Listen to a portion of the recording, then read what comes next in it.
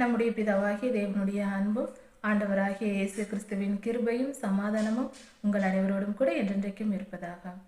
தலைப்பு: நான் உன்னை விட்டு விலகுவதும் இல்லை, உன்னை கைவிடுவதும் இல்லை. கர்த்தர் நம்மோடு கூட இருக்கிறார். அவர் நம்மை விட்டு விலகுவதும் இல்லை, ஒருபோதும் கைவிடுவதும் இல்லை. யாத்திராகமம் 30ஆம் அதிகாரம். இந்த வேத பகுதியில் கர்த்தர் ஆசரிப்பு கூடாரத்தில் உள்ள தூப பீடத்தை குறித்து நாம் ஆராய்ந்து வருகிறோம். தூப பீடம் என்பது ஜெபிக்கிற மனிதர்களாகவும், கர்த்தருடைய சன்னதியில் தூபம் காட்டுதல் என்கிற நிகழ்வு ஜெபத்தை அடையாளப்படுத்துவதாகவும் இருக்கிறது. இதை குறித்து நாம் ஆழமாக தியானித்து வருகிறோம். இப்பொழுது ஜெபத்தின் மேன்மை என்ன, ஜெபத்தின் பொருள் என்ன, அதை எப்படி செய்ய வேண்டும் என்பதை குறித்தும், எப்படிப்பட்ட ஜெபத்தை கர்த்தர் ஏற்றுக்கொள்வார் என்றும், நம்முடைய ஜெபங்கள் ஏற்றுக்கொள்ளாமற் போவதற்கான காரணங்கள் என்னவென்றும் நாம் ஆராய்ந்து வருகிறோம். இந்த செய்தியில் கர்த்தர் எப்படிப்பட்ட, அதாவது ஜெபத்தை குறித்து கர்த்தர் கொடுக்கிற விளக்கம் என்ன. ஆதியிலே நம்முடைய முற்பிதாக்களான ஆதாமும் ஏவாளும் கர்த்தரோடு சஞ்சரித்தார்கள். கர்த்தரோடு தினமும் பேசினார்கள், பழகினார்கள். அவர்கள் ஒருவருக்கொருவர் நண்பர்கள் பழகுவது போல, மனிதர்கள் நாம் ஒருவருக்கொருவர் பழகுவது போல, உறவினர்கள் பழகுவது போல கர்த்தரோடு அவர்கள் பேசி பழகி வந்தார்கள். அப்பொழுது பூமியில் யாரும் இல்லை. நம்முடைய பிதாவாகிய தேவனும் ஆதாமும் ஏவாளும் பேசி கொண்டிருந்தனர், பழகி கொண்டு இருந்தனர். அப்படியானால் அது அவர்களாகிய நம்முடைய மூதாதையர்கள், நம்முடைய முன்னோர்களான மனிதர்கள், அவர்களால் அது முடிந்தது என்றால், இப்பொழுதும் அவர்களுடைய பிள்ளைகளான நம்மாலும் கர்த்தரோடு பேசவும் பழகவும், அவருடைய வார்த்தைகளை கேட்கவும், நம்முடைய வார்த்தைகளை அவரிடத்தில் சொல்லவும் முடியும் என்பது நிச்சயமான உண்மை. இன்னொரு காரியம், அவர்கள் பாவத்திற்கு முன்பாக கர்த்தர் தினமும் அவர்களை சந்தித்தார், அவர்களோடு பேசினார், பகலின் குளிர்ச்சியான வேளையில் என்று வேதத்தில் நமக்கு ஆதியாகமம் 3ஆம் அதிகாரத்தில் கொடுக்கப்பட்டிருக்கிறது. அப்படியானால் கர்த்தர் இப்பொழுதும் நம்மோடு பேசவும் பழகவும் முடியும். ஆனால் ஒரு காரியம், கர்த்தரை விட்டு ஆதாமும் ஏவாளும் ஆதியாகமம் 3ஆம் அதிகாரத்தின் கடைசி வசனத்தில் விரட்டப்பட்டார்கள் என்று சொல்லப்பட்டிருக்கிறது. அப்படியானால் அதற்கு பின்பு, ஆதியாகமம் 3ஆம் அதிகாரத்திற்கு பின்பு கர்த்தர் ஆதாம் ஏவாளோடு அந்த அளவுக்கு சந்தித்து தினமும் பேசினார்கள் என்று கொடுக்கப்படவில்லை. ஏனெனில் அவர்கள் சாபத்தை பெற்றுவிட்டார்கள், பாவம் செய்து ஏதேனை விட்டு விரட்டப்பட்டார்கள். அதனால்தான் மனிதனுக்கும் மனித இனத்திற்கும் கர்த்தருக்கும், நம்மை படைத்த இறைவனுக்கும் பார்க்க முடியாதபடி, பேச முடியாதபடி ஒரு தடை வந்தது. அந்த பாவம் இல்லாவிட்டால் இன்று நம் பெற்றோர்களோடு ஒரே வீட்டில் நாம் இருப்பது போல கர்த்தரோடு கூட மனிதர்களும் சேர்ந்து வாழ்ந்திருப்போம். அந்த சாபமே இதற்கு தடையாக இந்த உறவை பிரித்ததாக இருக்கிறது. முதல் மனிதனாகிய ஆதாமின் பாவத்தினால் வந்த சாபமானது ஆண்டவராகிய இயேசு கிறிஸ்துவின் சிலுவை மரணத்தினால் போக்கப்பட்டது. நமது ஆண்டவராகிய இயேசு கிறிஸ்துவை, அவர் தேவனுடைய ஒரே பேரான குமாரன் என்று விசுவாசித்து ஏற்றுக்கொள்ளுகிற ஒவ்வொருவரும் கர்த்தருடைய விசுவாசிகள் ஆகிறார்கள். கிறிஸ்தவர்கள், மனதார அவரை ஏற்றுக்கொண்டவர்கள் கிறிஸ்தவர்கள் என்று சொல்கிறோம். அப்படிப்பட்டவர்கள் முதலாம் ஆதாமின், பாவத்திற்கு முன்பாக இருந்த ஆதாமின் நிலையில் கர்த்தர் பார்க்கிறார். ரட்சிக்கப்பட்ட மனிதர்களை அவர் அப்படித்தான் பார்க்கிறார். அப்படியானால் ரட்சிக்கப்படுவதற்கு முன்பு பிதாவாகிய தேவனுக்கும் நமக்கும் இடைவெளி இருந்திருக்கலாம்.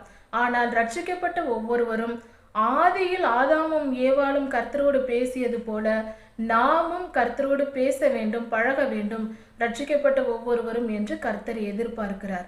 இது அவர் அதை விரும்பவும் செய்கிறார், விருப்பம் உள்ளவராய் இருக்கிறார். என் பிள்ளைகள் என்னோடு பேச வேண்டும், நான் அவர்களோடு பேச வேண்டும் என்பது நமக்கு முன்பாக அவர் அதை விரும்புகிறார். இதை மனிதர்களாகிய நாம் தான் புரிந்து கொள்வதில்லை. நாம பேச வேண்டும் என்று ஆசைப்படுவது போலவும், அவர் பேச விரும்பாதது போலவும் நாம் நினைக்கிறோம். ஆனால் உண்மையில் அப்படியல்ல. நம்மை விட நம்மிடம் பேச அவரே வாஞ்சையா இருக்கிறார், அதிக ஆவலோடு இருக்கிறார். ஆனால் நாம் இடம் கொடுப்பதில்லை.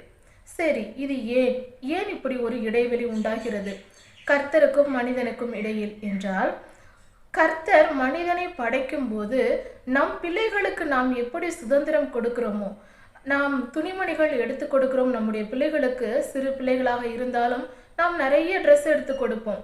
அதை அந்த உடைகளை அவர்கள் வாங்கி போட்டுக்கொள்வார்கள். ஆனால் அவர்கள் என்றைக்கு எந்த நிறத்தில் உடை அணிய வேண்டும், எந்த உடையை அணிந்து கொள்ள வேண்டும் என்பதை அவர்களே முடிவு செய்கிறார்கள். நாம் போய் அதில் தலையிடுவதில்லை. இதை தான் செய்ய வேண்டும், அதை தான் செய்ய வேண்டும் என்று சொல்வதில்லை. உனக்கு பிடித்ததை சாப்பிடு, உனக்கு பிடித்ததை உடுத்திக்கொள் என்று நாம் சுதந்திரம் கொடுக்கிறோம். அதே போல கர்த்தரும் மனிதனுக்கு சுதந்திரம் கொடுத்திருக்கிறார். உனக்கு இந்த பூமியில் உள்ள சகல காரியங்களையும் படைத்து இந்த பூமிக்கு உன்னை அதிகாரியாக வைத்தேன். நீ எப்படி வாழ்கிறாய் என்று நான் பார்த்து ரசிக்கிறேன் என்று சொல்லுகிறார். இப்பொழுது மனிதர்களாகிய நாம் என்ன செய்கிறோம்? இந்த பூமியில் உள்ள சகலத்தையும் ஆளுகை செய்யவும் எல்லா சந்தோஷங்களையும் அனுபவித்து விட வேண்டும் என்றெல்லாம் நினைக்கிறோம். ஆனால் கர்த்தரை மறந்து போனோம். நம்மை உருவாக்கி இந்த சர்வத்தையும் உருவாக்கி நம் கையில் கொடுத்து ஆளுகை செய்யும் அதிகாரத்தை கொடுத்த நம் பிதாவாகிய தேவனை நாம் மறந்து போகிறோம். அவர் என்ன சொல்லுகிறார்? என் பிள்ளைகள் அவர்கள் மனதார என்னை ஏற்றுக்கொள்ள வேண்டும் என்று விரும்புகிறார். அதாவது ஒரு திருமணமாகாத ஒரு பெண், ஒரு திருமணமாகாத ஆண், இவர்கள் ஒருவரை ஒருவர் திருமணம் செய்து கொள்வதற்கு முன்பாக மனதார ஏற்றுக்கொள்கிறார்களா என்று கேட்பார்கள். உனக்கு பிடித்திருக்கிறதா? இந்த மனிதனை உன் கணவராக ஏற்றுக்கொள்கிறாயா? இந்த மனுஷியை நீ மனைவியாக ஏற்றுக்கொள்கிறாயா என்று கேட்பதுண்டு. எல்லா கலாச்சாரத்திலும் இந்த சம்மதத்தை கேட்பார்கள். அப்படி கேட்கும்போது ஒருவரை ஒருவர் சம்மதித்தே ஏற்றுக்கொள்கிறார்கள். அதுதான் சரியான திருமண முறை. நம்முடைய பிதாவாகிய தேவனும் நம்மை மனதார என் பிள்ளைகள் என்னிடத்தில் வர வேண்டும், என்னோடு பேச வேண்டும், என்னோடு பழக வேண்டும், அவர்களாக வர வேண்டும் என்று விரும்புகிறார். அவர் நம்மை கட்டாயப்படுத்தி ஏதாவது ஒரு கஷ்டத்தை கொடுத்து நம்மிடத்தில் இழுக்க வேண்டும் என்று அவர் விரும்புவதில்லை. அவர் மிகவும் நல்லவர், கொடூரமானவர் அல்ல. இந்த நேரத்தில் என்னிடத்தில் வந்து சேரவில்லை என்றால் உன்னை கொன்று விடுவேன் என்று அவர் சொல்வதில்லை. அப்படி அல்ல. நாம் நினைக்கிறோம் அவராக வந்து நம்மை கட்டாயப்படுத்தி நம்மை எடுத்துக்கொள்ள முடியும் என்று நினைக்கிறோம். இல்லை, அப்படி இல்லை. அவர் முழு சுதந்திரத்தை நமக்கு கொடுத்திருக்கிறார். ஒரு நாளில் 24 மணி நேரம் இருக்கிறது என்றால் அதில் 1 மணி நேரத்தை என் ஆண்டவரின் சந்நிதியில் அவரோடு பேசுவேன், அவரோடு பழகுவேன், அவரோடு கூட நான் இருப்பேன் என்று நாம் மனதார அவரை தேட வேண்டும் என்று அவர் விரும்புகிறார். அதற்காகவே கர்த்தர் இந்த ஜெபம் என்கிற முறையை வைத்திருக்கிறார். இதிலிருந்து நாம் தெரிந்து கொள்ள வேண்டியது, கர்த்தருடைய இருதயத்தை நாம் புரிந்தவர்களாக இருக்க வேண்டும். முதலில் நாம் தெரிந்து கொள்ள வேண்டியது, கர்த்தர் எப்படிப்பட்டவர், அவர் மனம் எதை விரும்புகிறது, அவர் மனம் எதை விரும்பவில்லை. நாம் எப்படி இருந்தால் கர்த்தருக்கு பிடிக்கும், நாம் எப்படி இருந்தால் கர்த்தருக்கு பிடிக்காது, இதை நாம் சரியாக தெரிந்து வைத்து கொள்ள வேண்டும். இதை தெரிந்து கொண்டால்தான் உண்மையிலேயே கிறிஸ்தவர்களாய் நாம் இருக்க முடியும். கர்த்தரிடத்தில் கீழ்ப்படிய வேண்டும், ஆனால் அதிலும் அன்பை அவர் எதிர்பார்க்கிறார். மனதார அன்போடு கூட என் மகள் என் மகன் என்னிடத்தில் கீழ்ப்படுகிறாளா என்று பார்க்கிறார். அதை தான் அவர் விரும்புகிறார். முழு மனதோடு, கட்டாயத்தின் பேர் அல்ல, அடுத்தவர்களுக்காக அல்ல, அவர்களிடம் நற்பெயர் வாங்க வேண்டும் என்பதற்காக அல்ல, நாம் திருச்சபையில் நாம் நல்ல பெயர் எடுக்க வேண்டும் என்பதற்காக நாம் ஆராதிக்கலாம், போதிக்கலாம், நிறைய காரியங்கள் செய்யலாம். ஆனால் அதையல்ல அவர் எதிர்பார்ப்பது, முழு இருதயத்தை. அவருடைய நோக்கமே நம்மளுடைய முழு இருதயம். அவள் இருதயத்தில் என்னை ஏற்றுக்கொள்கிறாளா, அவள் இருதயத்தில் என்னை முழுமையாய் சுமக்க நினைக்கிறாளா என்பதை குறித்தே கர்த்தர் எதிர்பார்க்கிறார். இதிலிருந்து நாம் தெரிந்து கொள்ள வேண்டியது, கர்த்தரின் அன்பை புரிந்து கொள்ள வேண்டும். அவர் அன்பை கொடுக்கிறவர், அன்பை எதிர்பார்க்கிறவர். அவரை நாம் நேசிக்க வேண்டும், முழு மனதோடு ஏற்றுக்கொள்ள வேண்டும் என்று நினைக்கிறார். மனிதனிடம் அவர் எதிர்பார்க்கிற ஒரே காரியம் அது மட்டும்தான். பலிகளாக இருக்கலாம், காணிக்கைகளாக இருக்கலாம், கீழ்ப்படிதலாக இருக்கலாம், விசுவாசமாக இருக்கலாம். இது எல்லாமே அந்த அன்பின் வெளிப்பாடாக தான் கர்த்தர் பார்க்கிறார். அன்பு இல்லாமல் நாம் எவ்வளவு கீழ்ப்படிந்தாலும் அவர் ஏற்றுக்கொள்ள மாட்டார், எவ்வளவு விசுவாசித்தாலும் நாம் ஏற்றுக்கொள்ள மாட்டார், நாம் என்ன செய்தாலும் ஊழியம் செய்தாலும் அவர் ஏற்றுக்கொள்ள மாட்டார். அன்பினால் செய்யப்படுகிறதா? முழு இருதயத்தோடு என் மகள் என்னை நேசிக்கிறாளா, என் மேல் வைத்த அன்பினால் அவள் இந்த காரியத்தை செய்கிறாளா, எனக்காக செய்கிறாளா, அவள் மனதில் என்ன இருக்கிறது என்பதை குறித்தே கர்த்தர் பார்க்கிறார். இப்படி அவர் அன்பை எதிர்பார்க்கிற தேவனாய் இருக்கிறார். அன்பின் வெளிப்பாடு என்ன? சந்திப்பு. எந்த ஒரு தாயும் தன் சிறு குழந்தையை விட்டு பிரியவே மாட்டார்கள். பிறந்த குழந்தை 24 மணி நேரம் தன் தாய் முகம் பார்த்து கொண்டே இருக்க வேண்டும் என்று விரும்பும். எப்பொழுதும் நேசிக்கும். அம்மா அம்மா என்று எதிர்பார்க்கும். பேச தெரியாவிட்டாலும் அந்த கண்கள் மட்டும் தன் தாயையே நோக்கி நோக்கி உருண்டு ஓடிக்கொண்டிருக்கும். அதுதான் ஒரு குழந்தையின் இயல்பு.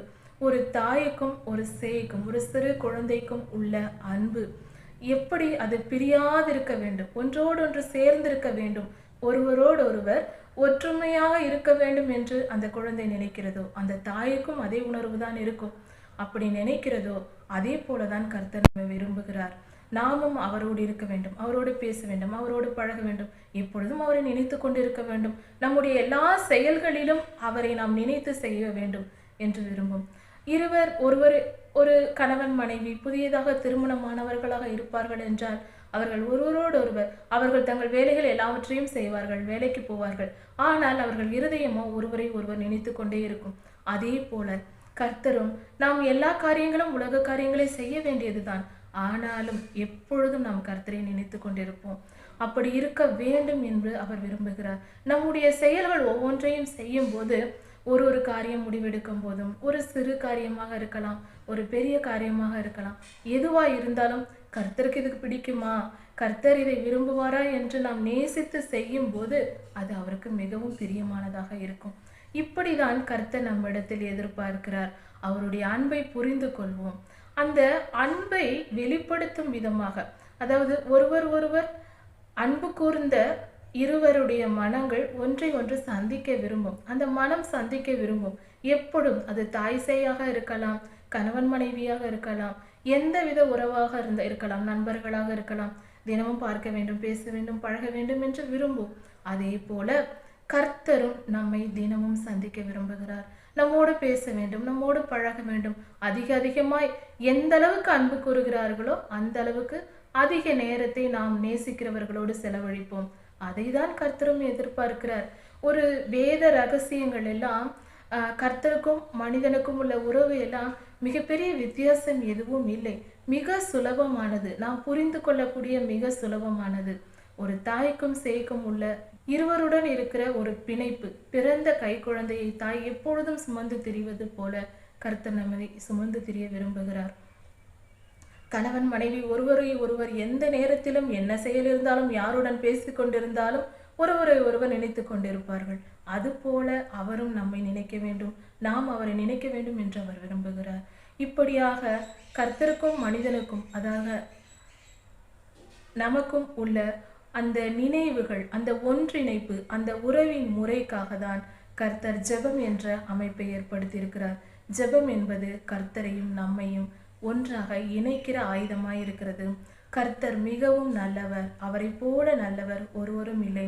இந்த உலகில் எந்த மனிதனாலும் செலுத்த முடியாத உலக மனிதர்களின் எல்லா ஒட்டுமொத்த அன்பும் சேர்ந்தாலும் கர்த்தருடைய அன்புக்கு ஈடாகாது. அது பரத்திலிருந்து வருகிற பரிசுத்த தெய்வ அன்பு.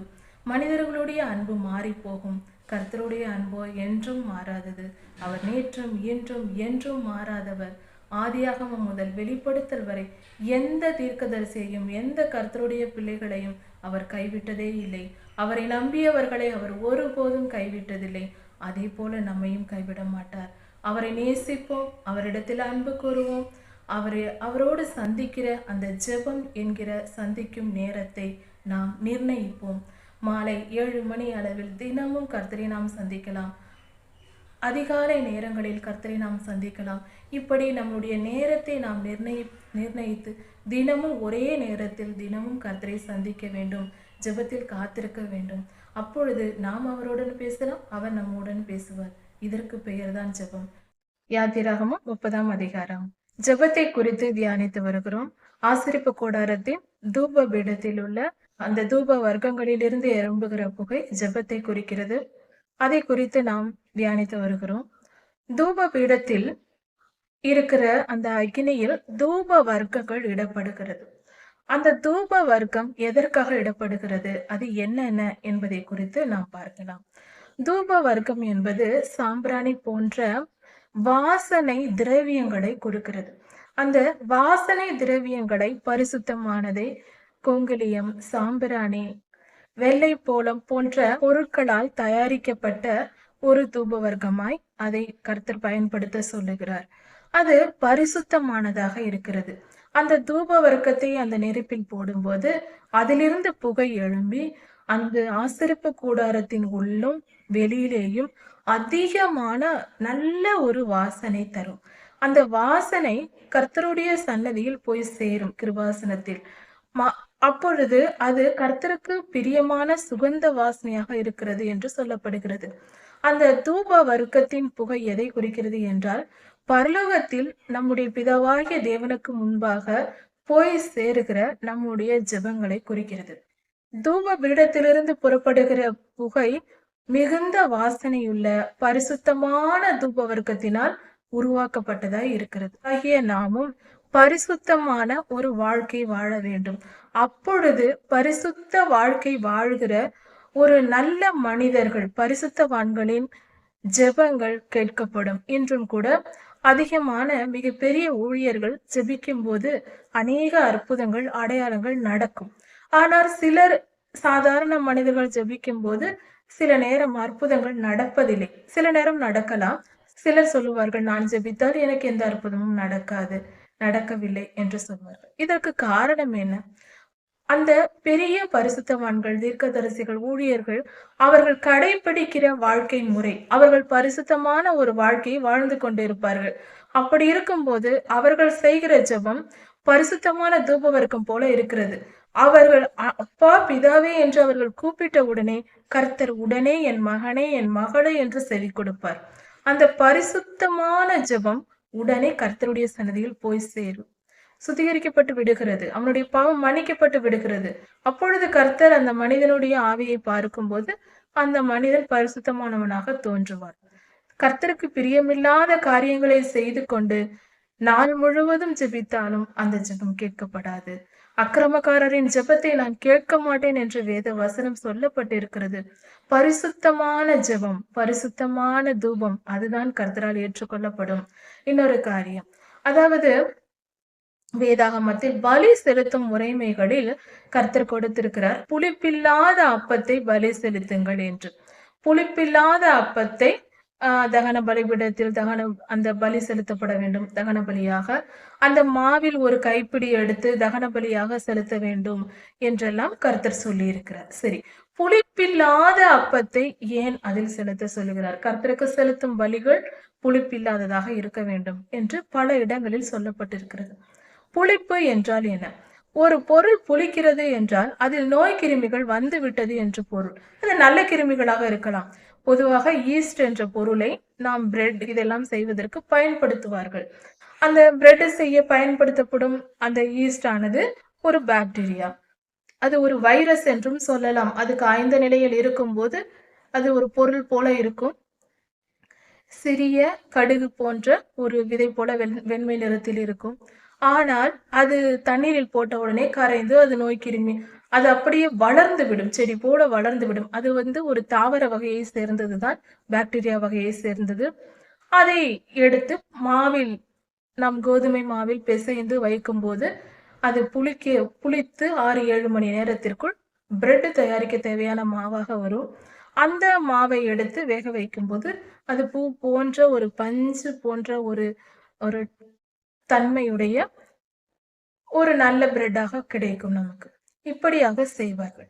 இதே போல அந்த நோய் கிருமிதான் அந்த கெட்டியான அந்த மாவை சாஃப்டாக, மிகவும் மென்மையானதாக மாற்றி கொடுக்கிறது. கர்த்தர் இதைதான் புளிப்பு என்கிறார். கர்த்தருக்கு செலுத்தும் பலி இந்த மாதிரி புளிக்க வைக்கப்பட்ட நம் வாய்க்கு இதமாக இருக்கும் என்பதற்காக அந்த புளிக்க வைக்கப்பட்ட அந்த மாவை நாம் பயன்படுத்தக்கூடாது என்று கர்த்தர் சொல்லியிருக்கிறார்.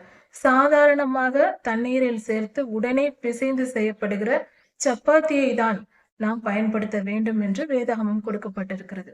இதை புதிய ஏற்பாட்டில் கர்த்தர் சொல்லுகிறார், பரிசேயருடைய புளித்த மாவை குறித்து எச்சரிக்கையாயிருங்கள் என்று ஒரு இடத்தில் சொல்லி இருக்கிறார். அதன் பொருள் என்ன? புளித்த மாவு என்பது ஓமையாக கெட்ட உபதேசம் என்று சொல்லப்படுகிறது. மாவு என்பது உபதேசமாகவும் புளித்த மாவு என்பது கெட்ட உபதேசம் என்றும் சொல்லப்பட்டிருக்கிறது. அதாவது கர்த்தருக்கு விரோதமான உபதேசங்கள், கர்த்தர் விரும்பாத உபதேசங்கள், கள்ள உபதேசங்கள், இவைகளை புளித்த மாவு என்று சொல்லப்பட்டிருக்கிறது. இப்படி ஆராய்ந்து நாம் பார்க்கும்போது அந்த புளிப்பு என்பது நோய் கிருமியை குறிக்கிறது. இங்கு பரிசுத்தம் இல்லாத ஒரு பொருளை உங்கள் பலிகளில் சேர்க்கக்கூடாது என்று கர்த்தர் சொல்லியிருக்கிறார். அதே போல இங்கு தூப பீடத்தில் தூபவர்க்கம் தயாரிக்கும் போது கர்த்தர் நியமித்த கட்டளையின்படி அவர் என்ன சொன்னாரோ அந்த பொருள்களை அந்த அளவின்படி மட்டுமே சேர்த்து அந்த தூபவர்க்கம் தயாரிக்கப்பட வேண்டும். அது தூப பீடத்தில் அந்த அக்னியில் போடப்பட்டு அது புகை எழும்ப வேண்டும் என்று கர்த்தர் கட்டளையிட்டிருக்கிறார்.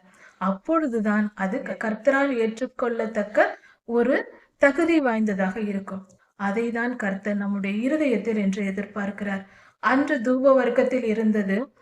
புதிய ஏற்பாட்டு காலத்தில் புளித்த மாவில் இருந்த அந்த அசுத்தம் வேண்டாம், நோய் கிருமி வேண்டாம். தூப வர்க்கம் எப்படி பரிசுத்தமாய் இருந்ததோ அது போல நம்முடைய பரிசுத்தம் கர்த்தர் விரும்புகிறார். நம்முடைய இருதயத்தின் பரிசுத்தம், நம்முடைய இருதயம் பரிசுத்தமாக நாம் இருந்து வாழ்ந்து கர்த்தரை உண்மையாய் நேசித்து பிறரை மன்னித்து நமக்கு விரோதமாய் எழும்புகிற எல்லா மனிதர்களையும் நாம் மன்னித்து பொல்லாத சாத்தானை எதிர்த்து மனிதர்களை மன்னித்து கர்த்தருக்கு பிரியமான கர்த்தரை நேசித்து நாம் வாழ்கிற மக்களாய் இருக்கும்போது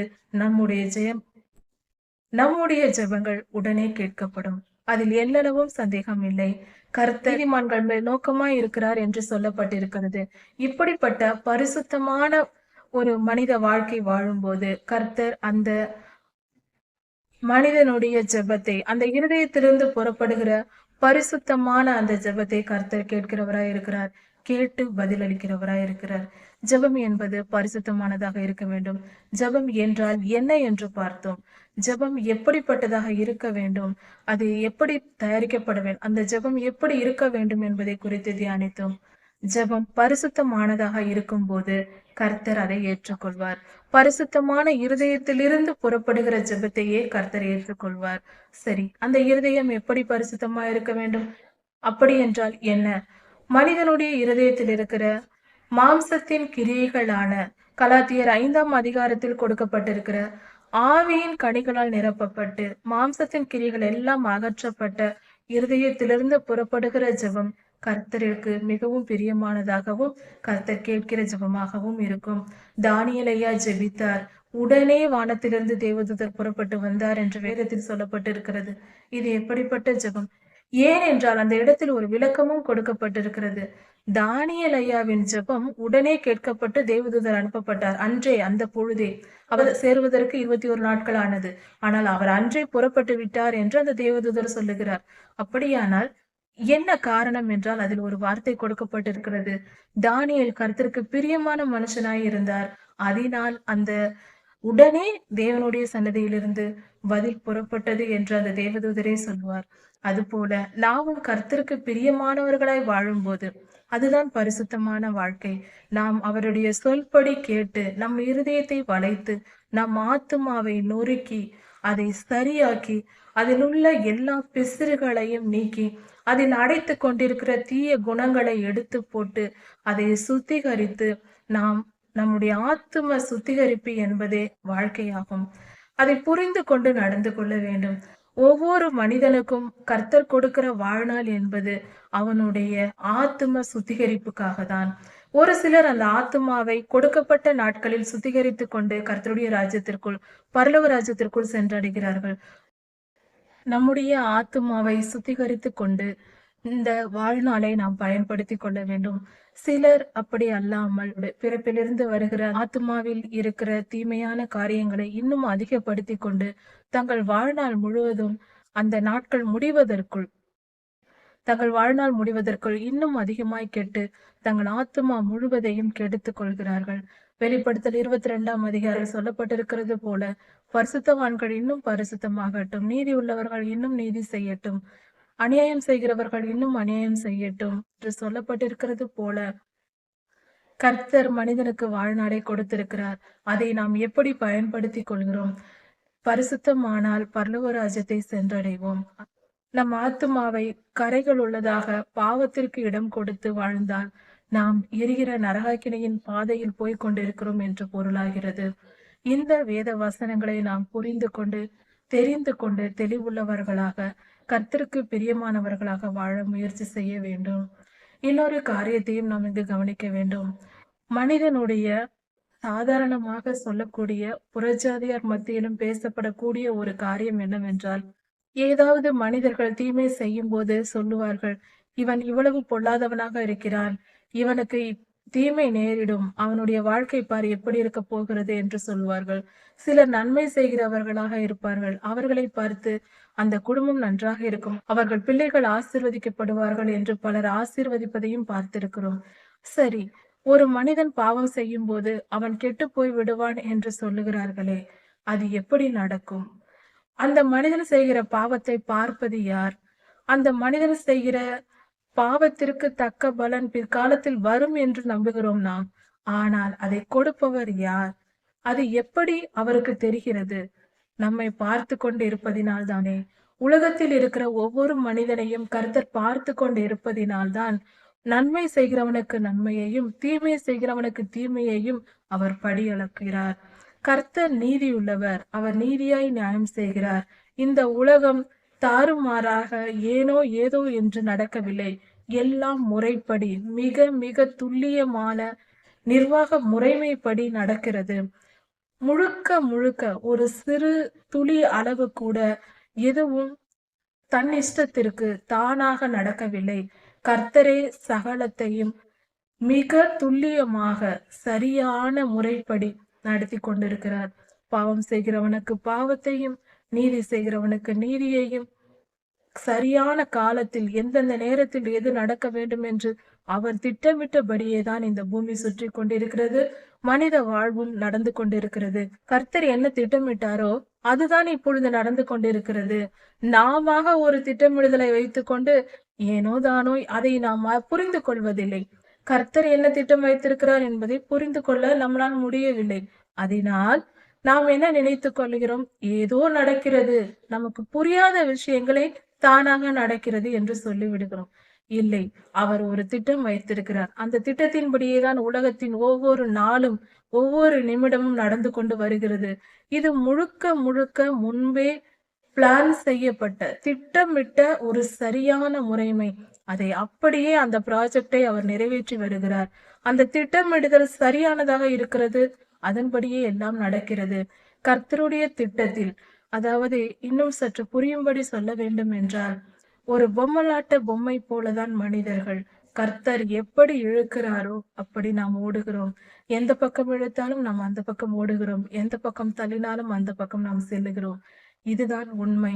கர்த்தருக்கு கீழ்ப்படிந்து நடப்போம், அவர் இருதயத்தை புரிந்துக்குவோம். பரலோக ராஜ்யமும் பூமியும் பிரிந்து இல்லை, ஒன்றுக்கொன்று தொடர்புடையதாக தான் இருக்கிறது. செல்போனும் டவரும் சேட்டலைட்டோடு எப்படி இணைக்கப்பட்டு இருக்கிறதோ அது போல பரலோகமும் பூமியும் இணைக்கப்பட்டே இருக்கிறது. அது ஒரு தொடர்பில் தான் இருக்கிறது. அது தனித்தனியாக இயங்கவில்லை, ஒன்றோடொன்று தொடர்புடைய கூடியதாக, ஒன்றுக்கொன்று தொடர்புடையதாக தான் வாழ்ந்து கொண்டிருக்கிறது.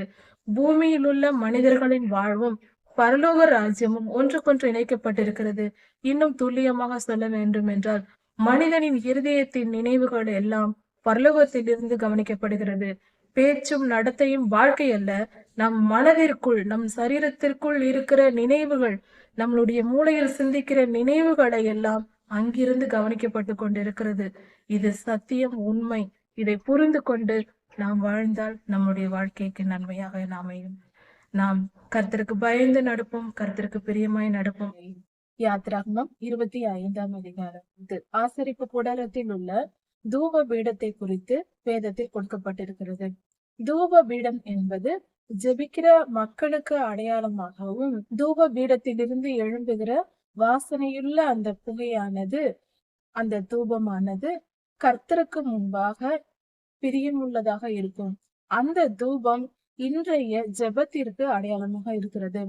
மத்தேயு 6ஆம் அதிகாரம் 10ஆம் வசனத்தில் இருந்தது இந்த செய்தியில் உம்முடைய ராஜ்யம் வருவதாக என்ற வாக்கியத்தை நாம் தியானிக்க இருக்கிறோம். கர்த்தருடைய ராஜ்யம் இந்த பூமியில் வர வேண்டும். அப்படி என்றால் இந்த பூமியில் யாருடைய ராஜ்யம் நடக்கிறது? கர்த்தர் இந்த பூமியை ஆளுகை செய்ய வேண்டும். இந்த பூமியானது கர்த்தரால் சிருஷ்டிக்கப்பட்டது. ஆதியாகமம் 1ஆம் அதிகாரம் இறுதி வசனங்களில் நாம் படிக்கும் போது ஒரு காரியம் தெளிவாக இருக்கிறது. கர்த்தர் இந்த பூமியையும் பூமியில் உள்ள எல்லா சிருஷ்டிப்புகளையும் படைத்து கடைசியாக மனிதனை படைத்தார் என்றும், அந்த கடைசியாக படைத்த மனிதனிடத்தில் இந்த பூமியை நீங்கள் ஆண்டு கொள்ளுங்கள் என்று கர்த்தர் சொன்னார். இந்த பூமியை ஆளுகை செய்யும்படி மனிதனுக்கு கர்த்தர் கொடுத்தார் என்றும் வேதவசனம் 1ஆம் அதிகாரம், வேதாகமத்தின் முதல் அதிகாரம், ஆதியாகமம் 1 அந்த அதிகாரத்திலேயே இது கொடுக்கப்பட்டிருக்கிறது கடைசி வசனத்தில். அப்படி இருக்க இந்த பூமியை கர்த்தர் ஆளுகை செய்யும்படி ராஜாவாக இருந்து இந்த பூமியில் உள்ள சகல மிருகங்கள், பறவைகள், நீர்வாழ்வன, பரப்பன, மரம், செடி, இடம் எல்லாவற்றையும், மண் எல்லாவற்றையும், நிலங்களையும் தாவரங்களையும் எல்லாவற்றையும் ஆளுகை செய்யும்படி மனிதனிடத்தில் கொடுத்தார். ஆனால் ஆதியாகமம் 3ஆம் அதிகாரத்தில் பார்க்கும்போது கர்த்தர் தந்த ஆளுகையை, மனிதனிடத்தில் கர்த்தர் கொடுத்த ஆளுகையை மனிதன் ஆளவில்லை என்பதை தெளிவாக புரிந்து கொள்ளலாம். முதலாம் மனிதனாகிய ஆதாமும் ஏவாளும் கர்த்தர், அதாவது ஆதாமனிடத்தில் ஆண்டு கொள்ளுங்கள் என்று சொன்னார். ஆனால் ஆதாமும் ஏவாளும் பாவம் செய்து தங்களை ஆளும்படி சாத்தானுக்கு இடம் கொடுத்து விட்டார்கள். ஆதியாகமம் 3ஆம் அதிகாரத்தில் அவர்கள் செய்த செயல் கொடுக்கப்பட்டிருக்கிறது. அப்படி இருக்க அவர்கள் பாவத்தினால் சாத்தானின் பேச்சை கேட்டு அவனுக்கு கீழ்ப்படிந்ததினால், கர்த்தருக்கு கீழ்ப்படிய வேண்டிய மனிதன் பொல்லாத சாத்தானுக்கு கீழ்ப்படைந்ததினால் அந்த மனிதனை அந்த சாத்தான் ஆளுகை செய்ய தொடங்கிவிட்டான். இப்பொழுது மனிதனிடத்தில் எந்த ஆளுகையும் இல்லை. சாத்தானே இந்த உலகத்தில் ஆளுகை செய்கிற அதிகாரியாக இருந்திருக்கிறான் அன்று முதல். இதை எப்படி நாம் புரிந்து கொள்ளலாம் என்றால், இந்த உலகத்தில் அதற்கு முன்பாக பாவம் இல்லை. ஆனால் இந்த ஆதாமும் ஏவாளும் பாவம் செய்த பின்பு, ஏனெனில் ஆதாமுக்கும் ஏவாளுக்கும் அதுவரை குழந்தை பிறக்கவில்லை. அவர்கள் இருவர் மட்டுமே இந்த உலகத்தில் மனிதர்களாக வாழ்ந்து வந்தார்கள். முதல் மனிதனும் முதல் மனுஷியுமே பாவம் செய்து தங்கள் சொத்துக்களை சாத்தானிடத்தில் இழந்து விட்டார்கள். இந்த பூமியின் ஆளுகையை சாத்தானிடத்தில் ஒப்பு கொடுத்து விட்டார்கள். இன்றும் கூட நாம் ஒரு காரியத்தை தெளிவாக புரிந்து கொள்ள வேண்டும். என்றாவது நாம் யோசித்திருக்கிறோமா? கர்த்தருடைய பிள்ளைகள் எல்லோருக்கும் தெரியும், நாம் ஆண்டவராகிய இயேசு கிறிஸ்துவை ஏற்றுக்கொண்டு விட்டோம் என்றால் மற்ற மனிதர்களுக்கும் நாம் கர்த்தரை குறித்து சொல்ல வேண்டும், சுவிசேஷம் அறிவிக்க வேண்டும், அறிவித்து அதனால் ஜனங்கள் ரட்சிக்கப்பட வேண்டும் என்று கர்த்தர் நியமித்திருக்கிறார். நமது ஆண்டவராகிய இயேசு கிறிஸ்து சிலுவையில் மரித்து நமக்காக உயிரை கொடுத்து பலியான பின்பு உயிர்த்தெழுந்து பரமேறும் போது கூட சகல ஜாதிகளுக்கும் சுவிசேஷத்தை பிரசங்கித்து சீஷராக்குங்கள் என்று சொல்லிவிட்டு அந்த வேலையை கொடுத்து விட்டு போயிருக்கிறார். அப்படியானால் கர்த்தருடைய பிள்ளைகள் சுவிசேஷம் அறிவிக்கிற பணி அவர்களுக்கு கொடுக்கப்பட்டிருக்கிறது. சரி, இது நன்றாக நமக்கு தெரிந்த விஷயம்தான். ஆனால் ஒரு விஷயத்தை என்றாவது நாம் யோசித்து பார்ப்போம். கர்த்தருக்கு பூமியில் ஒரு வேலை செய்ய வேண்டும் என்றால் கர்த்தரிடத்தில் இல்லாத தேவதூதர்களா, ஏஞ்சல்ஸ் இல்லையா, அவர்களை அனுப்பி இந்த பூமியில் ஊழியம் செய்ய சொல்லலாம். ஒன்று. இன்னொன்று, கர்த்தரே தம்மை வெளிப்படுத்தி வானத்தில் 2ஆம் வருகையில் வரப்போகிறார். அதை முன்பே வானத்தில் இறங்கி வந்து நானே தெய்வம், என்னை தொழுது கொள்ளுங்கள் என்று வெளிப்பட்டு விட்டார். 2ஆம் வருகையில் வருவதற்கு முன்பாக முதலிலேயே வந்து தம்மை பகிரங்கமாக எல்லார் முன்பாகவும் வெளிப்படுத்தி விட்டால் மனிதர்கள் ஏற்றுக்கொள்வார்கள். இல்லை என்றால் சீனாய் மலையில் கர்த்தர் தம்மை வெளிப்படுத்தும் போது அங்கிருந்த 74 பேர்களும் பயந்தார்கள். அங்கிருந்த மக்கள், அந்த இஸ்ரவேலர்கள் லட்சக்கணக்கான மக்களும் சேர்ந்து பயந்து நடுங்கினார்கள். அப்படி ஒரு வெளிப்படுத்தலை ஏற்கனவே ஆண்டவர் கொடுத்திருக்கிறார். அதே போல கொடுக்கலாம் அல்லவா? தம்மை தாமே அவர் வெளிப்படுத்தினால் ஜனங்கள் அவரை தொழுது கொள்ள போகிறார்கள், மனம் திரும்ப போகிறார்கள். அப்படி கூட செய்யலாம். ஆனால் கர்த்தர் அதையெல்லாம் செய்யவில்லை. ஏன் என்று என்றாவது யோசித்திருக்கிறோமா? ஏன் மனிதர்களே மனிதர்களுக்கு ஊழியம் செய்ய வேண்டும்? ஏன் சுவிசேஷம் அறிவிக்க வேண்டும்? ஏன் சுவிசேஷம் அறிவிக்க வேண்டும்? எத்தனை ஊழியர்கள் பாடுபடுத்தப்படுகிறார்கள், கொல்லப்படுகிறார்கள். கர்த்தருடைய பிள்ளைகள் எவ்வளவு பேர் சுவிசேஷம் அறிவிப்பதற்காக படாத பாடுபடுகிறார்கள், தங்கள் வாழ்க்கையை அர்ப்பணிக்கிறார்கள். நம் நாட்டில் வந்த எத்தனையோ இரத்த சாட்சிகள் வெளிநாட்டினர் இரத்த சாட்சியாக மறுத்திருக்கிறார்கள். மரியாதைக்குரிய கிரஹாம் ஸ்டெயின் அவர்களும் அவர்கள் 2 மகன்களும் அவர்கள் எரித்து கொல்லப்பட்டார்கள். அந்த குடும்பத்தில் அந்த தாயாரும் அந்த மகளும் எவ்வளவு வேதனைப்பட்டிருப்பார்கள். அவர்கள் வாழ்க்கை எந்த அளவுக்கு பாடுபட்டிருக்கிறது. இப்படியெல்லாம் நடக்க வேண்டிய காரியம் என்ன? ஏன் இந்த பாடுபட வேண்டும்? மனித குலம் இந்த ஊழியத்திற்காக எவ்வளவு கஷ்டப்படுகிறோம், ஏன் என்ற கேள்வி என்றாவது நமக்குள் எழுந்திருக்கிறதா? அதற்கான பதில் இங்கே இருக்கிறது. என்னவென்றால், கர்த்தர் மனிதனுக்கு இந்த பூமியை ஆளுகை செய்யும்படி கொடுத்தார். அப்படி என்றால் இந்த பூமியில் உள்ள தாவரங்கள், மிருகங்கள், பரப்பன, நீர்வாழ்வன இவைகள் எல்லாவற்றோடும் கூட மனிதர் பிள்ளைகள், ஆதாமேவாரின் பிள்ளைகளாக அவர்கள் சந்ததி சந்ததியாய் பிறக்க போகிற பிள்ளைகள். ஏனெனில் ஆதாமுக்கும் ஏவாளுக்கும் அப்பொழுது மரணத்தை கர்த்தர் படைக்கவில்லை, அவர்களுக்கு மரணத்தை கொடுக்கவில்லை. நிரந்தரமாக அவர்கள் உயிரோடு பிறந்து வாழ்ந்து பல தலைமுறைகளாக அவர்கள் பெருகி கொண்டே இருப்பதையும் அவர்கள் வழி நடத்த வேண்டும். ஆதாமும் ஏவாளும் இந்த உலகத்தில் பாவம் செய்யாமல் இருந்தால் இன்றும் இருந்திருப்பார்கள். நம்மை எல்லாம் அவர்கள் ஆளுகை செய்து கொண்டிருப்பார்கள், ராஜா ராணியாக. அவர்களுடைய பிள்ளைகளாக நாம் வளர்ந்து வளர்ந்து பிறந்து வளர்ந்து நாம் மரணம் அடையாமலேயே இந்த பூமி முழுவதும் நிரம்பி இருக்கும். சில விதண்டாவாதத்துக்கு கேட்பார்கள், நிறைய மக்கள் இருந்திருப்பார்களே, எப்படி அழிந்திருப்பார்கள் என்று. விதண்டாவாதம் வேண்டியதில்லை. அது 1000 வருடத்திலேயே அந்த உலக வாழ்க்கை முடிந்திருக்கும். இன்று 6000 வருடம் நீண்டிருக்காது. ஏனெனில் பாவம் செய்ததற்கு பின்புதான் இந்த 6000 வருடம் வந்தது. இல்லை என்றால் முதல் 1000 வருடமே இனி வரப்போகிற 1000 வருட அரசாட்சியாக இருந்திருக்கும். அந்த 1000 வருட அரசாட்சி, அந்த 1000 வருடங்களுக்குள் பிறந்த மக்கள் மட்டுமே அங்கு இருந்திருப்பார்கள். அதனால் இந்த 5000 வருடங்கள் இருந்திருக்காது. அதற்குள் பிறந்த மக்கள் மட்டும் இருந்திருப்பார்கள், பூமியை நிரப்பி இருப்பார்கள். கர்த்தர் சொன்னதே, பூமியை நீங்கள் பழுகி பெருகி பூமியை நிரப்புங்கள் என்று. நிரம்பிய உடனே அவர் ஆளுகை செய்ய வந்திருப்பார். அதனால் இதை விதண்டாவாதமாக எதையும் யோசிக்காமல், கர்த்தருடைய சித்தத்தை அறியாமல், வேத ஞானம் இல்லாமல் எதுவும் நாம தவறாக புரிந்து கொள்ளக்கூடாது, பேசிவிடக் கூடாது. விதண்டாவாதம் பேசக்கூடாது. ஆராய்ந்து அறிய வேண்டும். முதலில் புரிந்து கொள்ள சற்று கடினமாக இருந்தாலும் யோசித்து நிதானித்தால் தெளிவாக புரியும். ஆதாமும் ஏவாளும் பாவம் செய்ததினால் சாத்தானிடம் கர்த்தர் தந்த பூமியை தொலைத்து விட்டார்கள். அப்பொழுது அந்த பூமிக்கு சாத்தானின் ஆளுகை வந்துவிட்டது. இன்றும் கூட துன்மார்க்கரின் கை ஓங்கி இருப்பதும் நீதிமான்கள் துன்பத்தை அனுபவிப்பதும் இதனால் தான் இன்றும் நடந்து கொண்டிருக்கிறது. இதை நாம் தெளிவாக புரிந்து கொள்ள வேண்டும். எந்த இடத்தில் சென்றாலும், உலகத்தில் எந்த தேசமாக இருந்தாலும் சரி, துன்மார்க்கர் பெருகி இருப்பார்கள். துன்மார்க்கரின் கை ஓங்கி இருக்கும். நீதிமான்களோ நொறுக்கப்படுதல், ஒடுக்கப்படுதல், துன்பத்தை அனுபவித்தல் போன்ற காரியங்கள் நடந்து வருகிறது. இதற்கான காரணம் இதுதான். என்னவென்றால், கர்த்தருடைய ஆளுகை ஒவ்வொரு மனிதன் மேல் இருந்தாலும் இந்த பூமி முழுவதும் பொல்லாத ஆவிகளின் ஆளுகையில் இருக்கிறது. துன்மார்க்கர் பெருகி இருப்பதும் நீதிமான்கள் துன்பப்படுவதும் இயல்பாக எல்லா இடத்திலும் நடக்கிறது, எல்லா மனிதருக்கும் இருக்கிறது. இந்த உலகத்தில் ஒரு காரியத்தை மட்டும் தெளிவாக சொல்லலாம். ஒரே ஒரு பரிசுத்தவான் கூட, எந்த ஒரு நீதிமானும் துன்பத்தை அனுபவிக்காமல் பிறந்து வாழ்ந்து கர்த்தருடைய ராஜ்யத்திற்குள் போய் சேர முடியாது. இது எந்த தேசத்தில், எந்த இடத்தில், எந்த காலத்தில் வாழ்ந்திருந்தாலும், இல்லை இப்பொழுது வாழ்ந்து கொண்டிருந்தாலும், நான் சுகபோகமாக வாழ்ந்து நீதிமானாய் நான் வாழ்ந்து போய் சேருவேன் என்று ஒருவர் கூட சொல்ல முடியாது.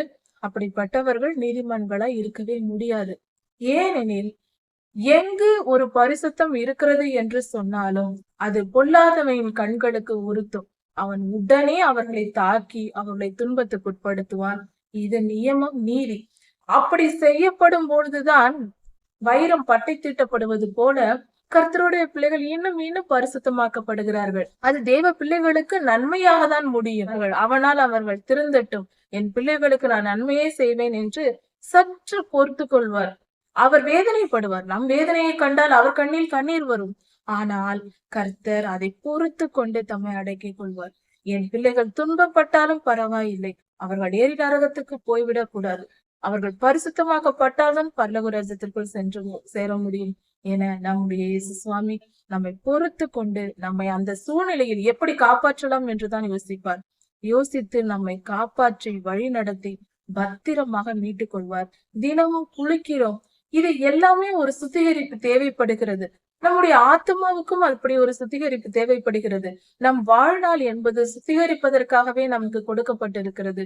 நம் ஆத்மாவை கர்த்தர் அடித்து சவுக்காரத்தால் துவைத்து எடுத்து அதை சுத்திகரிப்பார் என்று மல்கியா 3ஆம் அதிகாரத்தில் இப்படியே சொல்லப்பட்டிருக்கிறது. வண்ணாருடைய சவுக்காரத்தை போல அவர் இருக்கிறார். அவர் வண்ணார் ஒரு துணியை எப்படி துவைப்பாரோ, துணி துவைப்பவர் எப்படி துவைப்பாரோ, ஒரு வாஷிங் மிஷின் எப்படி துணியை அடிச்சு பிசைந்து அது குலுக்கி அதை படாத பாடு படுத்தி அந்த துணியில் உள்ள அந்த அழுக்கை எப்படி எடுக்கிறதோ, அது போல கர்த்தர் நம்மை புடமிட்டு நம்மை சுத்திகரித்து தங்கத்தை போல புடமிட்டு துணி துவைப்பது போல நம்மளை கசக்கி பிழிந்து சுத்திகரித்து பரிசுத்தமாக்கி நம்மை தம்முடைய மடியில் சேர்த்து கொள்வார். அதற்காக தான் இது. அதனால் வரும் துன்பங்களை கண்டு சோர்ந்து போய்விட வேண்டாம், வேதனைப்பட வேண்டாம். நன்மைக்காக நாம் கர்த்தருடைய மடியில் சேர வேண்டாமா? அதற்கு நாம் தகுதிப்பட வேண்டாமா? துன்பத்தின் மத்தியில் யாராவது இருந்தால் தயவு செய்து வேதனைப்பட வேண்டாம். வேதனையே தேவையில்லை. நம் நன்மைக்காக இதை நாம் மனப்பூர்வமாக ஏற்றுக்கொள்ள வேண்டும். கர்த்தரிடம் கேட்கவன், கர்த்தாவே நான் தாங்கிக் கொள்கிறேன், நீர் என்னோடு இருக்கிறீர், நான் எந்த உபத்திரம் எனக்கு வந்தாலும் பரவாயில்லை, என்னை சுத்திகரியும், என்னை பரிசுத்தப்படுத்தும் என்று மனதார முழு மனதோடு கர்த்தரிடத்தில் கேட்போம். நாம் கர்த்தருடைய மடியில் சேர வேண்டாமா? நம்முடைய பரமபிதாவோடு நித்தியமாக நிரந்தரமாக 1 வருடமா, 2 வருடமா, 1000 வருடமா, 1,00,000 வருடமா, கோடி வருடமா, நித்திய ஜீவன் எண்ணிக்கைக்கு அடங்காது, எண்ண முடியாது நித்திய ஜீவன். அதாவது ஒரு வீடியோவை 1 நிமிட வீடியோ, 2 நிமிட வீடியோ, 1 மணி நேரம், 2 மணி நேரம் என்று நம்மால் சொல்லிவிட முடியும்.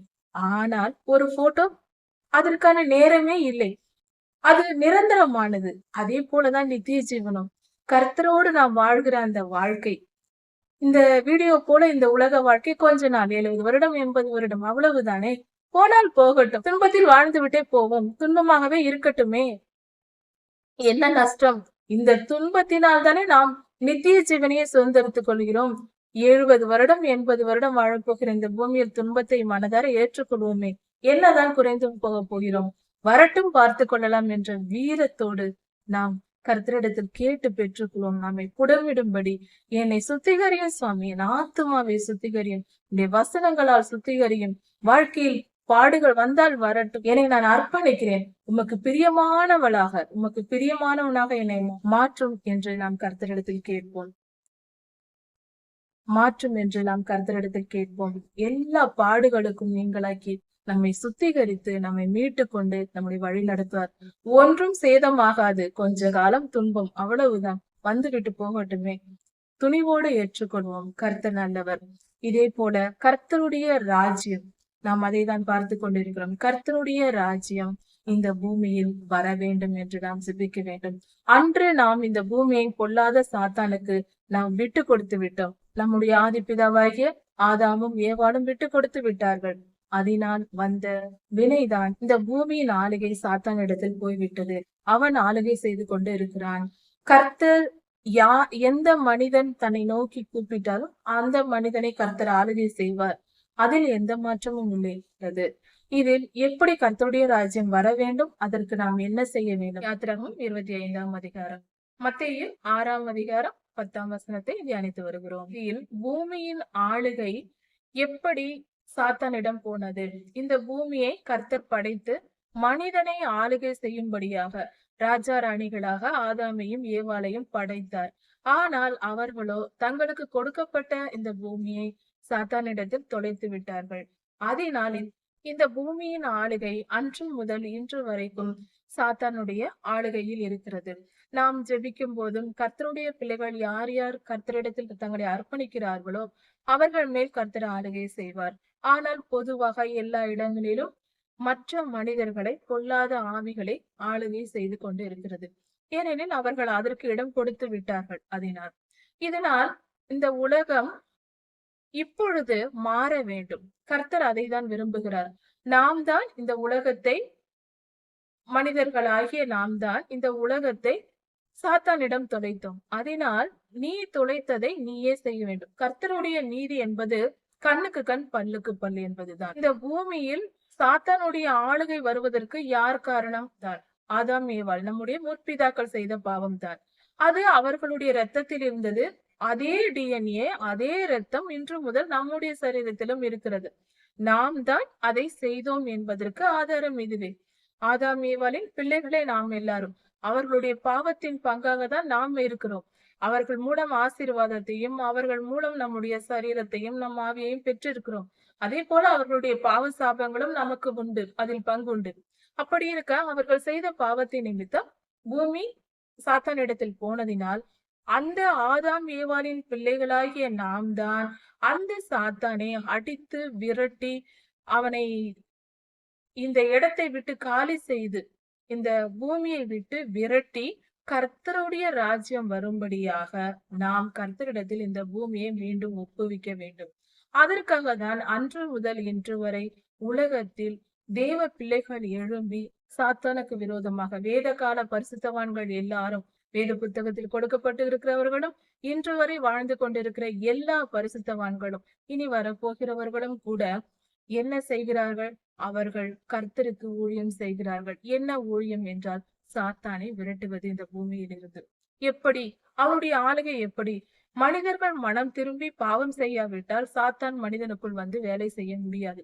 எந்த ஒரு தனி மனிதனுக்குள்ளும் சாத்தானின் ஆளுகை வர வேண்டும் என்றால் அந்த மனிதன் பாவம் செய்ய வேண்டும். எந்த பாவம் செய்கிறானோ அதற்கேற்ற அந்த ஆவிகள் உள்ளே நுழைந்து விடும். இதுதான் ஆவிக்குரிய மண்டலத்தின் சட்டதிட்டங்கள். அப்படி இருக்க சுவிசேஷம் அறிவிக்கப்பட்டு கர்த்தருடைய பிள்ளைகளாக இருக்கிறவர்கள் ஊழியம் செய்யும் போது மனிதர்கள் மனம் திரும்பி பரிசுத்தமானவர்களாக மாறும்போது சாத்தான் அந்த மனிதர்களை ஆளுகை செய்ய முடியாது. இதுதான் தேவ ராஜ்யம் இந்த பூமியில் வருவது. இதைதான் கர்த்தர் ஜெபிக்க சொல்கிறார். உம்முடைய ராஜ்யம் வருவதாக என்று ஜெபியுங்கள். அப்படி என்றால் நாம் இதை சொல்லும் போது கர்த்தருடைய ராஜ்யம் இந்த பூமியில் வருவதை நான் வாஞ்சிக்கிறேன், நான் அறிக்கை செய்கிறேன், வர வேண்டும் என்று விரும்புகிறேன் என்று நம் மன விருப்பத்தை நாம் தெரிவிக்கிறோம். இந்த ஜெபம் பரலோகத்தில் பதிவாகும்.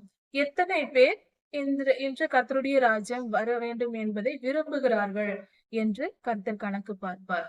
அதனால் நாம் அப்படிப்பட்டவர்களே நித்திய ஜீவனுக்குள் போய் சேர முடியும். அதனால்தான் கர்த்தர் நாம் சாத்தானின் கட்சியில் இருக்கிறோமா, கர்த்தருடைய சன்னதியில் கர்த்தருடைய பரிசுத்தவான்களின் கட்சியில் இருக்கிறோமா என்பதை பிரித்து காட்டுவதுதான் இந்த ஜெபம். நாம் கர்த்தருடைய ராஜ்யம் வர வேண்டும் என்று விரும்பினால் நாம் கர்த்தருடைய கட்சியில் இருக்கிறோம் என்று பொருள். நாம் அப்படி ஜெபிக்காவிட்டால் சாத்தானுடைய கட்சியில் இருக்கிறோம் என்று பொருளாகும்.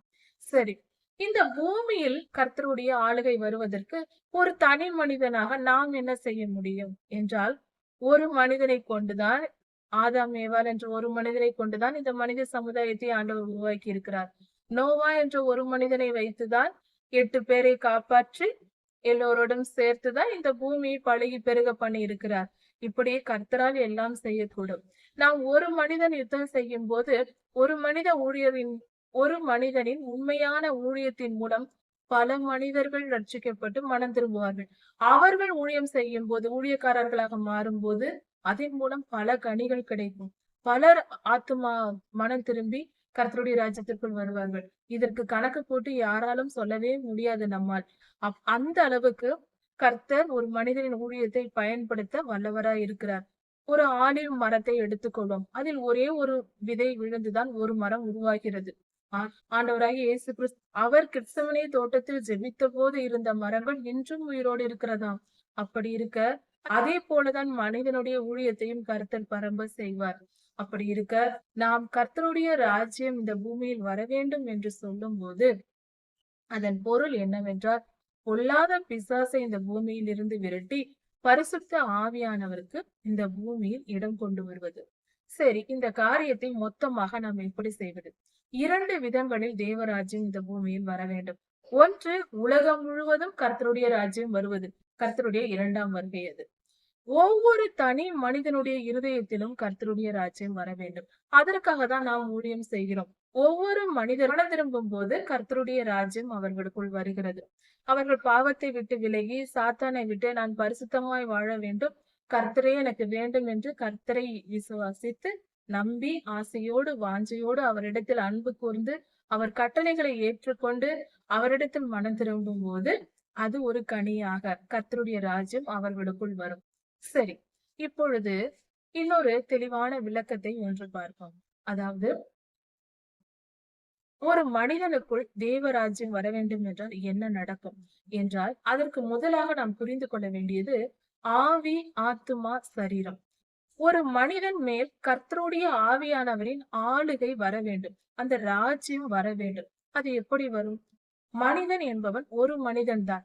ஆனால் 3 நிலைகளில் இருக்கிறோம். தேவ சாயலாய் படைக்கப்பட்டோம் என்று சொல்லப்பட்டிருக்கிறது. தேவன் பிதாவாகிய தேவன், குமாரன், பரிசுத்த ஆவியானவர் என்ற 3 நிலைகளில் இருக்கிறார். ஆனால் ஒன்றாக இருக்கிறார். மனிதனும் அப்படிதான். ஆவி, ஆத்துமா, சரீரம் என்ற 3 நிலைகளில் இருக்கிறார். அப்படி மனித வாழ்க்கை இருக்கும்போது இது எப்படி செயல்படுகிறது என்றால், நாம் எந்த ஒரு காரியத்தை குறித்தும் நாம் யோசிக்கும் போது, ஏதாவது ஒரு செயலை செய்ய வேண்டும். இப்பொழுது நாம் எழுந்து வெளியே செல்ல வேண்டும் என்று நினைத்தால், நாம் என்ன செய்வோம்? ஒரு மனம் சொல்லும் எழுந்து போகலாம் என்று. இன்னொரு மனம் சொல்லும் இன்னும் சிறிது நேரம் கழித்து போகலாம் என்று தோன்றும். இப்படி 2 மனங்கள் இருக்கும். இதுதான் ஆவியின் சிந்தை ஒன்று, மாம்சத்தின் சிந்தை ஒன்று. எல்லா காரியங்களிலும் 2 எதிர்மறையான நினைவுகள் நமக்கு இருக்கும். வரும். அதுதான் 2. ஒன்று சரியானது, இன்னொன்று தவறானது. 2ம் வரும். ஒன்று மாம்சத்தின் கிரியை, இன்னொன்று ஆவியின் கிரியை. அதாவது ஆவி, ஆத்துமா, சரீரம் என்பது ஆவிதான் ஆத்துமாவையும் சரீரத்தையும் ஆளுகை செய்கிறது. ஆவி கட்டளை கொடுக்கும், அதை ஆத்துமா ஏற்றுக்கொள்ளும், அதை சரீரத்தை செயல்படுத்தும்.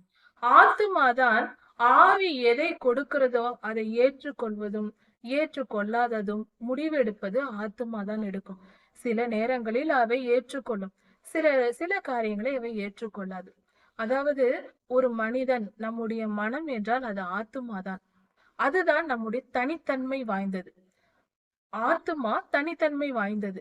நாம் என்று சொல்லும் போது அது நம்ம ஆத்துமாவை குறிக்கிறது. நமக்குள் 2 சிந்தைகள் இருக்கும். ஒன்று ஆவி, இன்னொன்று மாம்சம். மாம்ச சிந்தையை தூண்டுவது சாத்தான் தூண்டுவான். ஆவியின் சிந்தை கர்த்தருடைய சிந்தையாய் இருக்கிறது. கலாத்தியர் 5ஆம் அதிகாரத்தில் இது கொடுக்கப்பட்டிருக்கிறது.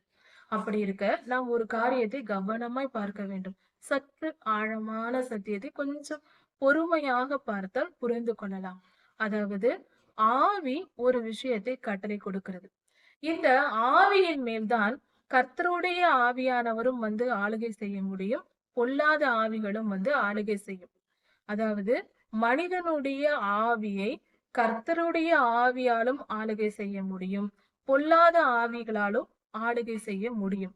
இந்த ஆத்துமா எதை விரும்புகிறதோ, பரிசுத்த ஆவியானவரை ஆத்துமா விரும்பினால் ஆவியில் பரிசுத்த ஆவியானவர் வந்து ஆளுகை செய்வார்.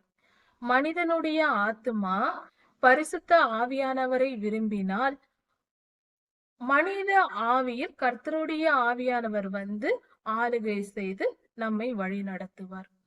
அதுவே நம்முடைய ஆத்துமா பொல்லாத ஆவிகளின் மேல் பிரியப்பட்டால், பாவம் செய்ய நினைத்தால், நம்முடைய ஆவியின் மேல் பொல்லாத ஆவிகள் வந்து உட்கார்ந்து நம்மை ஆளுகை செய்ய தொடங்கும்.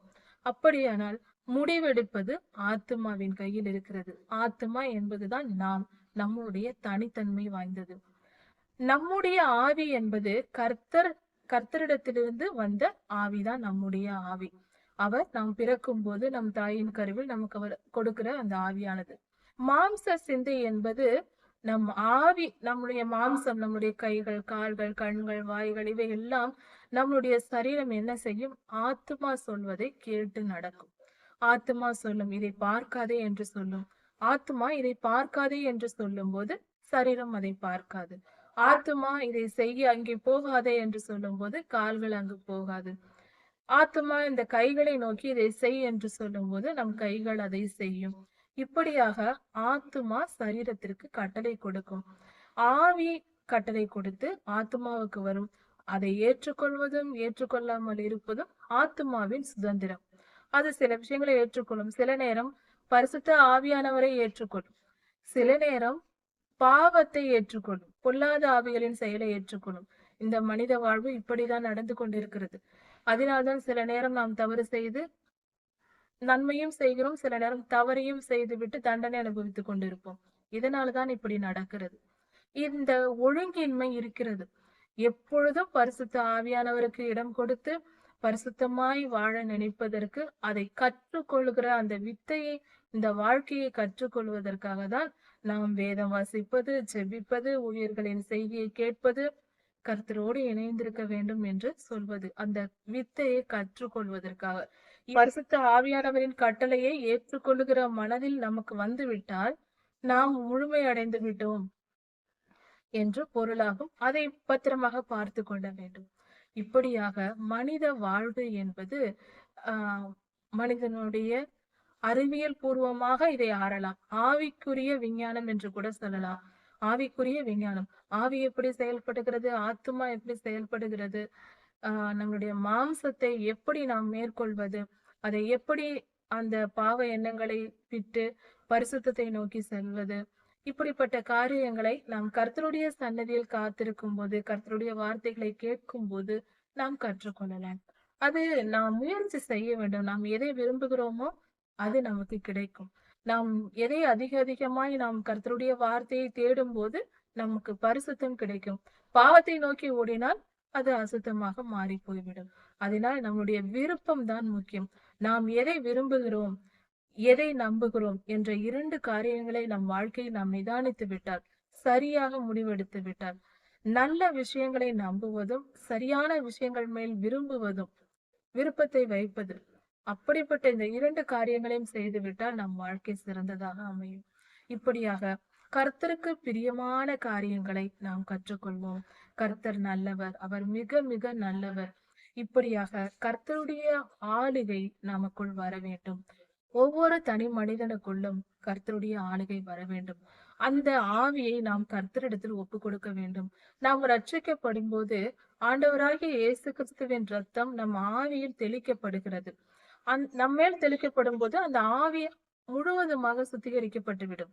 ஆனால் நாம் ரட்சிக்கப்பட்ட பின்பும் நம் ஆத்மாவில் பாவ சுபாவங்கள் இருக்கும். பழைய பாவ சுபாவங்களை நாம் தான் மனம் திரும்பி ஒவ்வொரு பாவத்தையும் எடுத்து போட வேண்டும். அதுதான் நம்மை நாம் சுத்திகரித்துக் கொள்வது. வேத வாசிப்பு, ஜெபம் இதெல்லாம் தேவைப்படுகிறது. ஆவி உடனே சுத்திகரிக்கப்பட்டுவிடும், பரிசுத்தமாகிவிடும். ஆண்டவராகிய இயேசு கிறிஸ்துவின் ரத்தம் தெளிக்கப்பட்டு நாம் மனம் திரும்பி அவரை தெய்வமாக ஏற்றுக்கொண்ட உடனே அது சரியாகிவிடும். ஆனால் ஆத்துமா நாம் தான் அதை வளைத்து கொண்டு வர வேண்டும். அதன் பாவ சுபாவங்களை எடுத்து போட வேண்டும். நாம் தானே கற்றுக்கொள்கிறோம் பாவத்தை. அதனால் நாமே அதை சுத்திகரிக்க வேண்டும். மாம்சத்தை அடக்கி ஆள பழக வேண்டும். இப்படி நாம் நம் வாழ்க்கையில் கவனிக்க வேண்டிய பல காரியங்கள் இருக்கிறது. ஆவிக்குரிய விஞ்ஞானம் இருக்கிறது.